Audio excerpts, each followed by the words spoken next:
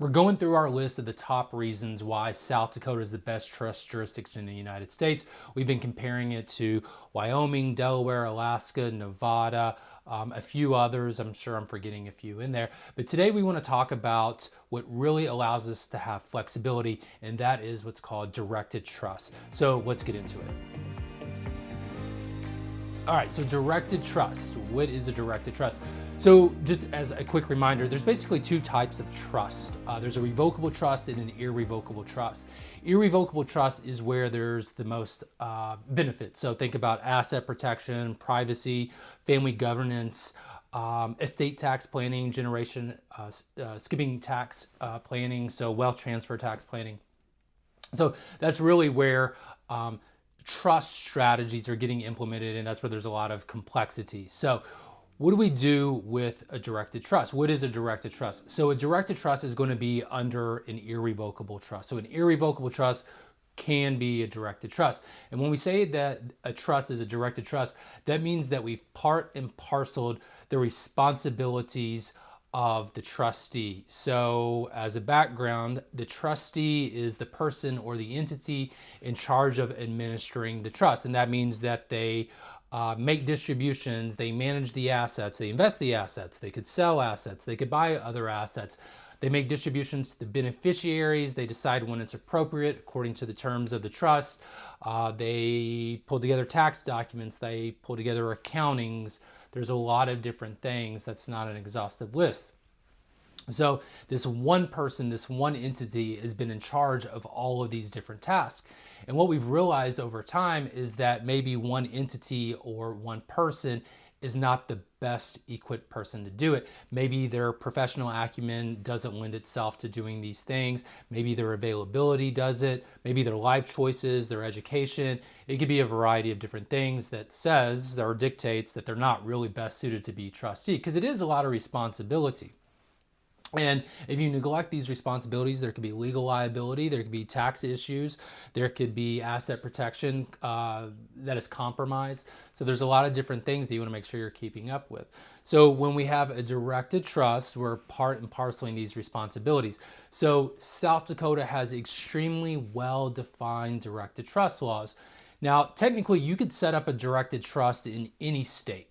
Now, the problem with that is some states don't have laws around it. They don't have case law around it. And that means it's not well settled. And so another issue is that it's not determined who is responsible for what liability. So the importance of South Dakota having these very robust, well-defined trust laws is that it clearly defines who's in charge of what, right? So it has 3 or 4 different roles. And I won't necessarily go into all of them, but one is the trust protector, another is the administrative trustee, another one is the distribution trust advisor, and then lastly, the investment trust advisor. I guess you could also throw what's called the family advisor in there. That is completely unique to South Dakota, and I'll do a video on that alone. But maybe let's just focus on these first 3 or 4.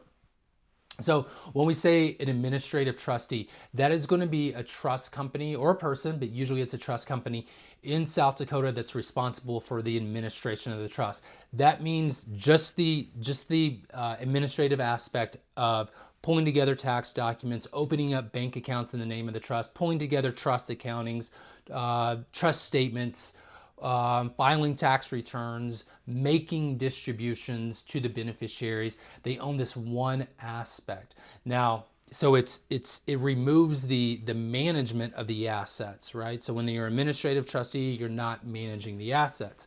The investment trust advisor is the role that's defined by South Dakota law for the person managing the assets. They can manage the assets, they can buy, sell, trade, leverage, whatever it is. They're the person in charge of that. So often the client can reserve that ability to manage the assets as the investment trust advisor for themselves.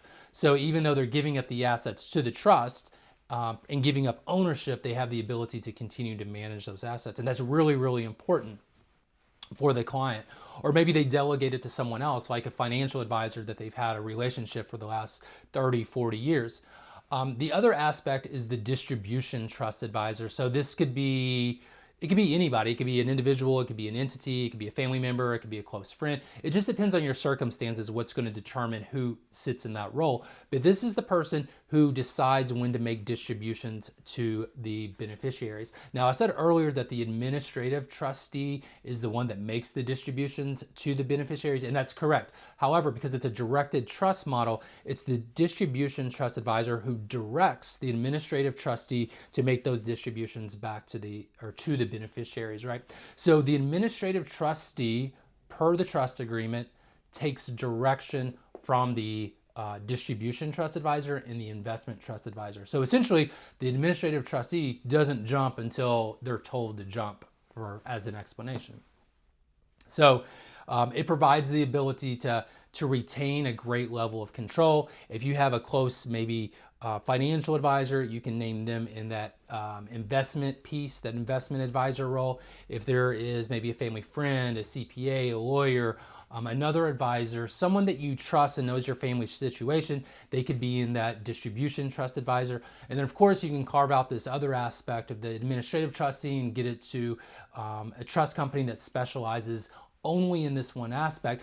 And then one of the other benefits of this, in addition to the control, is that when you're hand selecting the best professionals that you have relationships with. But what I was going to say is it's often much more cost efficient than just hiring a corporate trustee. So it's unique to South Dakota regarding how well defined these laws are. Other states do have them, but they aren't well defined when it comes to what the role is, what the limitation of liability is, and that it's not going to bleed over to other people. Because sometimes you'll see where maybe multiple people or multiple entities are named as co-trustees. That can get a little dicey because they could end up responsible for one another's actions, and often people don't want to take on those types of situations. So directed trust, they're amazing. They offer a lot of flexibility and a lot of control. South Dakota is certainly the best when it comes to that.